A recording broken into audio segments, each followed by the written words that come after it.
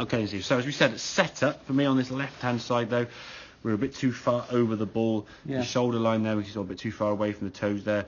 Just getting too much weight now in general onto the toes itself. So you said like the balls of your feet you were trying to get on anyway. And that for me just puts a bit more weight sort of toppling forward and requires you to kind of recover that in the back. So you look at sort of the feet position there now, the shoulders a bit more over the toes. It's not a massive change. Actually look how big the change has been made. It's not huge, but feels to you like, whoa, I'm way back here. That's all we need really, just to move yourself an inch or two near the golf ball. I mean, you can change your balance from sort of this part of your foot here to kind of here by not moving that far. It doesn't need to be a massive excessive change, which I think right at the moment now doesn't feel so bad at setup, but the instinctive reaction, now you've still got to move away from the golf ball. So in terms of the swing though, as you went back, okay, and you went back on the top end now, okay, so a bit more weight sort of on the toes as you come back. If you watch your left foot movement now as you start down, even before that club starts making much of an appearance, that's almost the start of the backswing.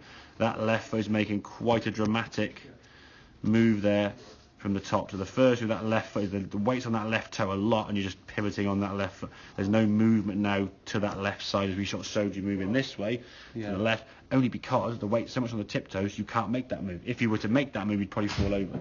So what happened is your left foot sort of pivots this way, your right heel stays back on the ground a little bit now, so your feet look very kind of twisted and awkward. Then you're trying to return the club back to the golf ball. Now your weight's got to sort of go through, you sort of try and pull it to the left. This right foot kind of saves that by twisting out there, and the weight then goes back onto your left heel, but very sort of unstable lower half. On a flat lie, you probably get away with it on occasions. If sloping lies on the fairways, you're going to struggle, aren't you? So weight, weight certainly, most definitely. Okay, so weight now, as you see on this one a bit more. I mean, as the club starts coming down now, you can see, get these lines out of the way now, you can see before that club starts coming down, the left foot now not moving quite as dramatically. Still moving so it's still going to move, it's not going to disappear, but now the weight's more on the heels, it's harder for it to move.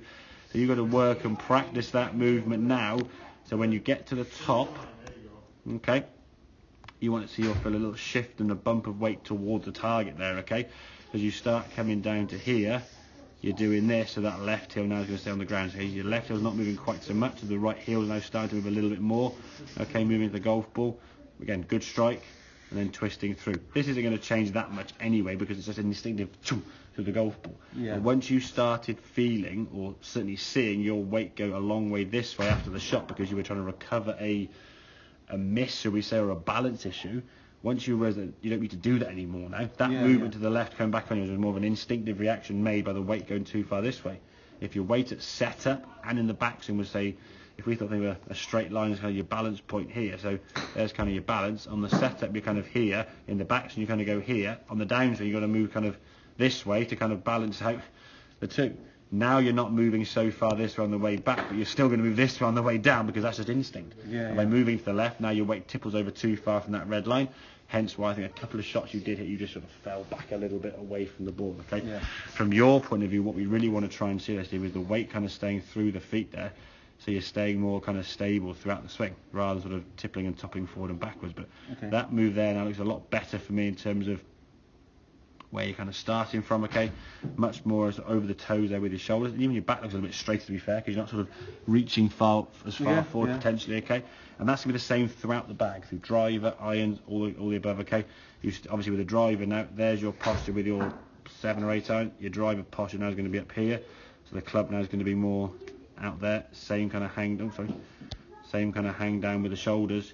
Not so far much reaching out in front of you. Well, I did feel like I was but again, I was with a drive, I think, you got a little bit of leeway, if I'm being honest, but we don't want to be reaching any much further than an inch or so more than your irons, okay? So I have a couple of them with the drive, and we'll see how that goes. Does that kind of make sense though, Steve? Yeah.